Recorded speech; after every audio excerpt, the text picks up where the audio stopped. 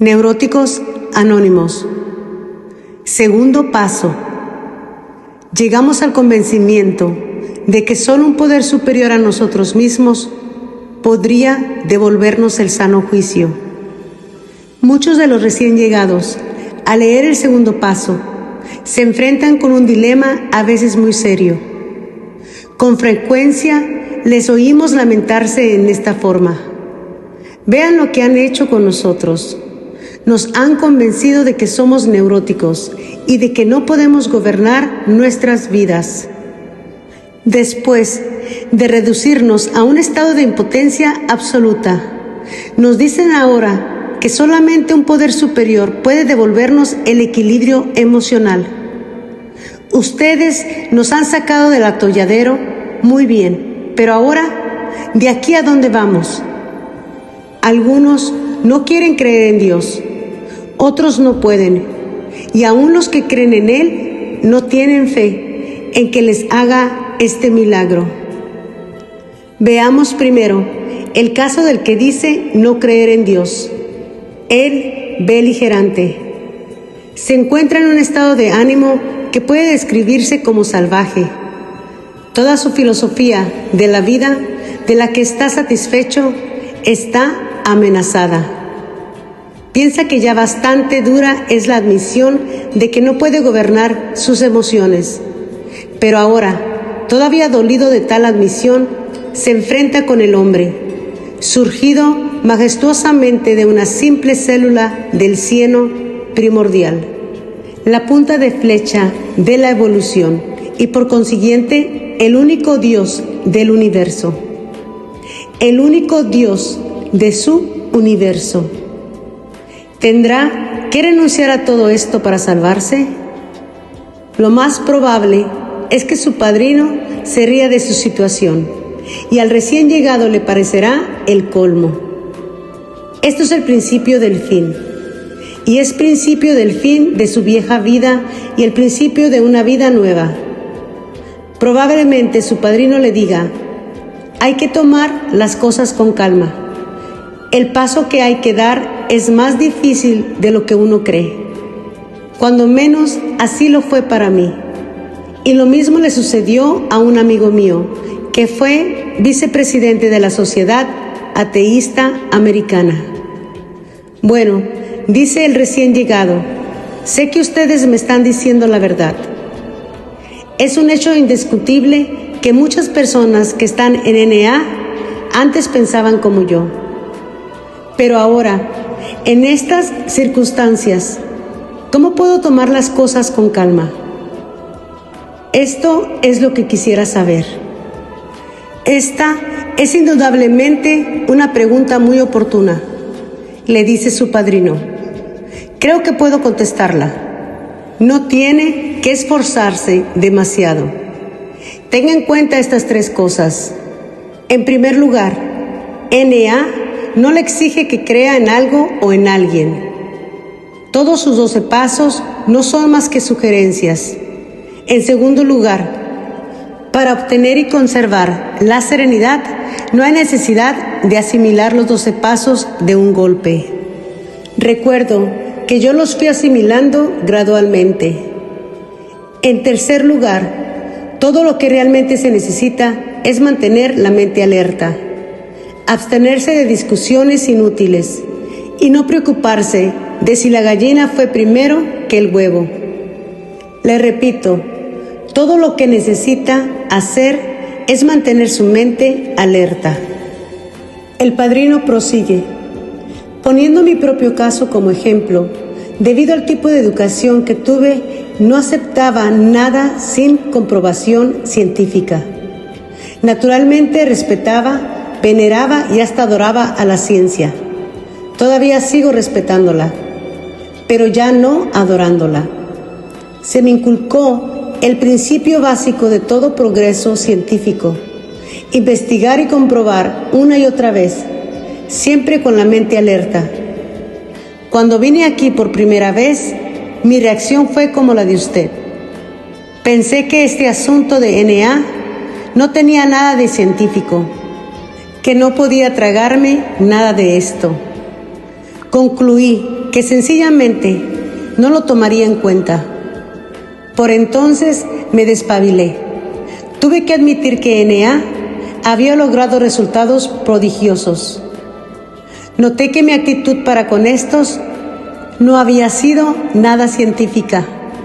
No era NA quien era intolerante, sino yo. Desde el momento en que dejé de discutir, pude empezar a ver y sentir. Desde ese momento, el segundo paso empezó a infiltrarse suave y gradualmente en mi vida. No puedo precisar la ocasión o el día en que empecé a creer en la existencia de un poder más grande que yo.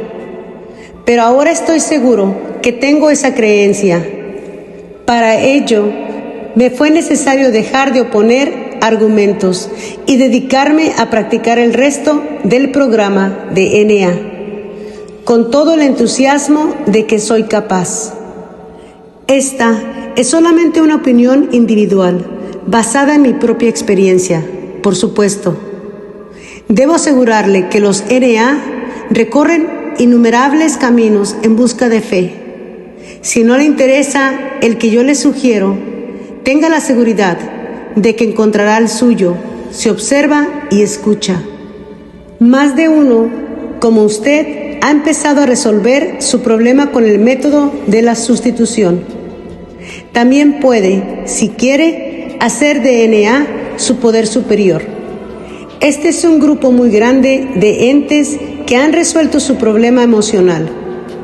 A ese respecto, el grupo de NA es indiscutiblemente un poder más grande que usted, que ni siquiera se ha aproximado a la solución del suyo. Seguramente que puede tener fe en él. Aún ese mínimo de fe le puede bastar. Encontrará a muchos miembros que han cruzado el umbral en esta forma.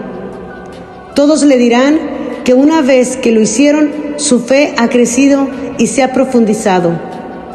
Revelados de sus crisis emocionales, sus vidas transformadas de una manera inexplicable, llegaron a creer en un poder superior y la mayoría empezó a hablar con Dios. Consideremos a continuación la situación de los que han caído en la indiferencia, los llenos de autosuficiencia que se han alejado, los que han adquirido prejuicios contra la religión y los que completamente desafiantes porque Dios no les ha concedido sus exigencias. ¿Puede la experiencia de NA decirles que todavía pueden encontrar una fe que obra? Algunas veces les es más difícil captar el programa de NA a los que han perdido la fe o que la han rechazado, que a los que nunca la tuvieron, porque piensan que han hecho la prueba y no les ha dado resultado. Han recorrido el camino de la fe y el camino sin fe. Como en ambos casos se han decepcionado, han llegado a la conclusión de que para ellos no hay a dónde ir. La indiferencia, las fantasías de la autosuficiencia, los prejuicios y la oposición obstinada son a veces obstáculos más grandes que los que tienen los agnósticos y aún los ateos militantes. La religión asegura que se puede comprobar la existencia de Dios. El agnóstico dice que no puede comprobarse y que el ateo pretende que se puede comprobar que Dios no existe. Evidentemente, el dilema de que se aparta de la fe es una confusión. Piensa que para él no hay consuelo en ninguna convicción. No puede lograr ni siquiera en un pequeño grado la seguridad del creyente. El agnóstico o el ateo es un individuo desorientado. Muchos NA pueden decirle al descarriado: también nosotros, cuando niños, nos apartamos de nuestra fe. La presunción de la juventud nos perjudicó. Desde luego que nos alegrábamos de que el hogar y la enseñanza religiosa nos hubieran proporcionado ciertos valores. Todavía teníamos la seguridad de que deberíamos ser honrados, tolerantes, justos y, hasta cierto punto, ambiciosos y trabajadores. Creíamos que nos bastarían esas simples normas de conducta y decoro. A medida que el éxito material basado en estos atributos comunes comenzó a favorecernos, creíamos que estábamos ganando el juego de la vida.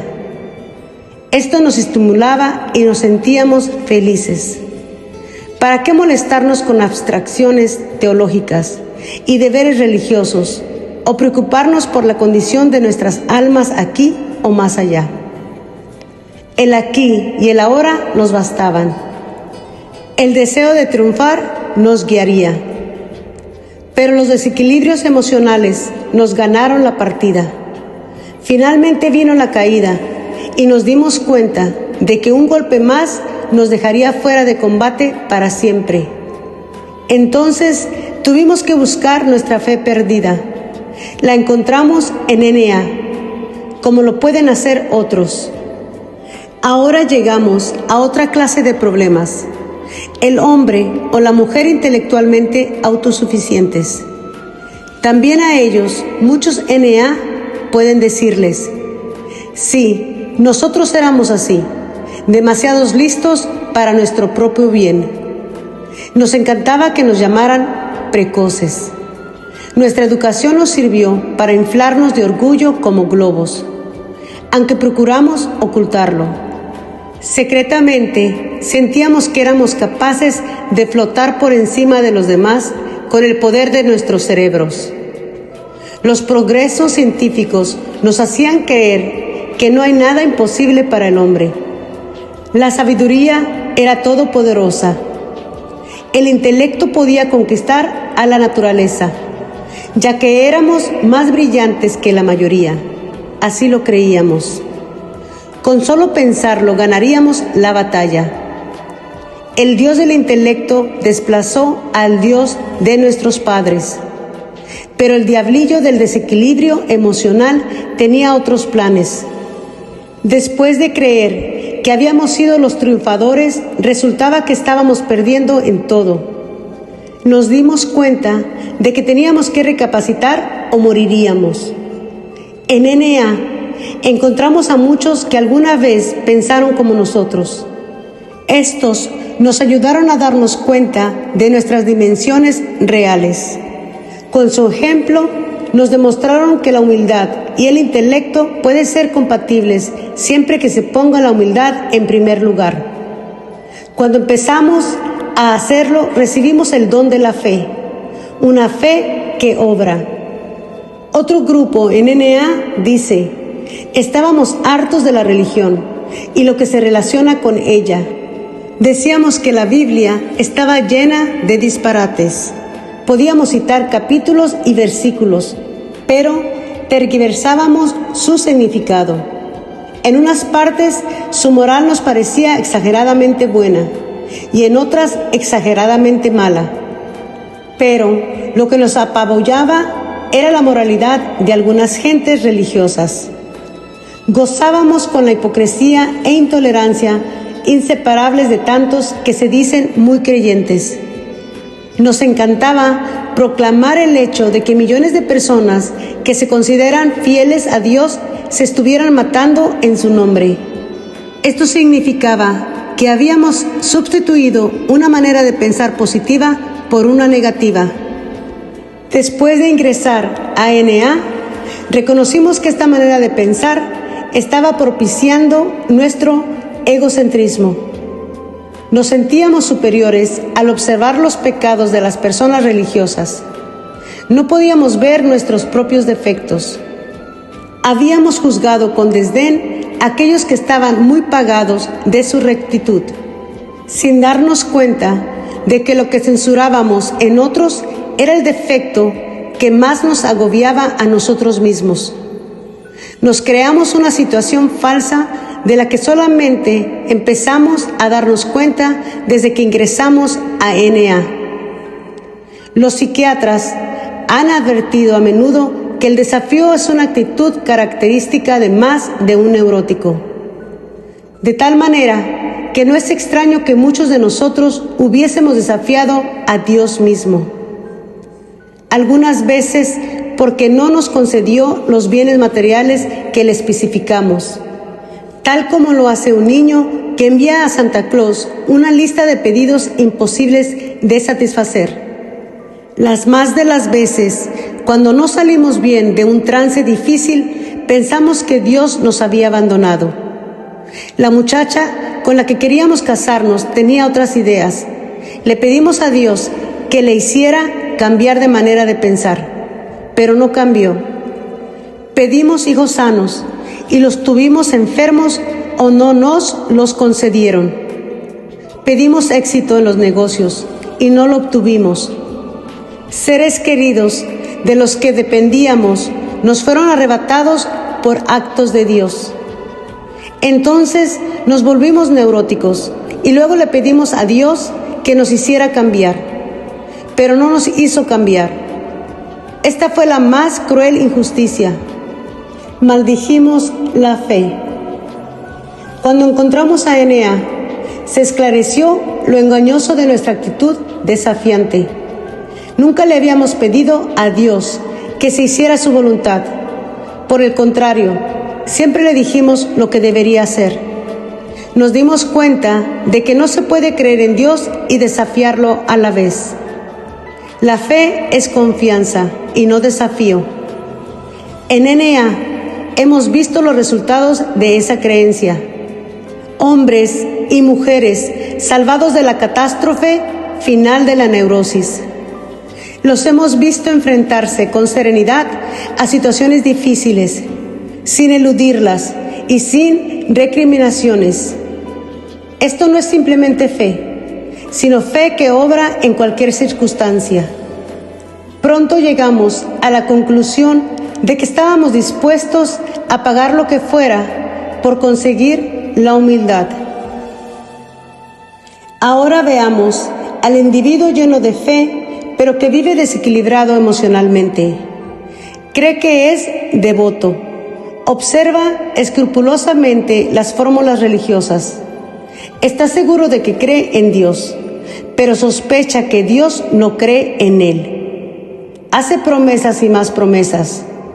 Después de cada promesa, no solo vuelve a sentirse mal, sino que su situación empeora progresivamente.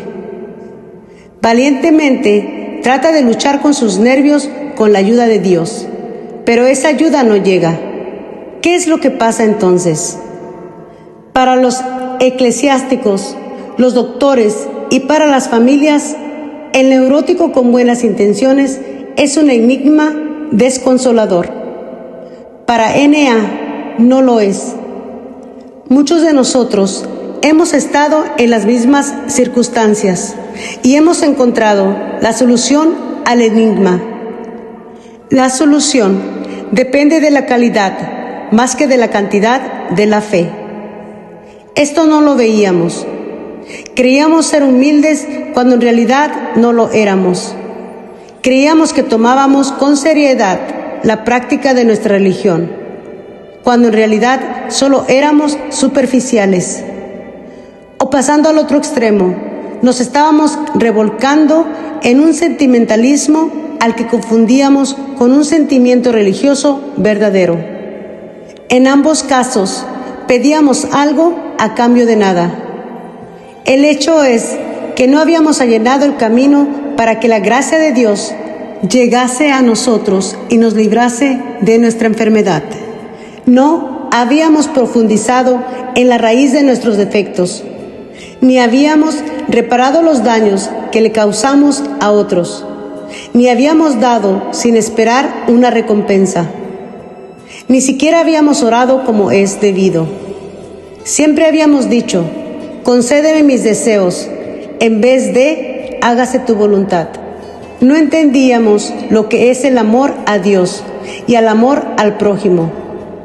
Por consiguiente, nos engañábamos a nosotros mismos y no teníamos la capacidad para recibir la gracia que nos devolviera nuestro juicio. Son muy pocos los neuróticos que tienen siquiera una idea de lo irracionales que son o que, si se dan cuenta de ello, puedan enfrentarse al hecho. Algunos aceptan que se les clasifique como nerviosos, pero no soportan la idea de que son enfermos espirituales. Los apoya en su creencia, un mundo que no sabe la diferencia entre un enfermo mental y un enfermo espiritual. Cordura quiere decir juicio sano. Sin embargo, si un neurótico analiza juiciosamente su conducta destructiva, ya sea que haya destrozado los muebles de su casa o sus fibras morales, tendrá que reconocer que no obró con juicio sano.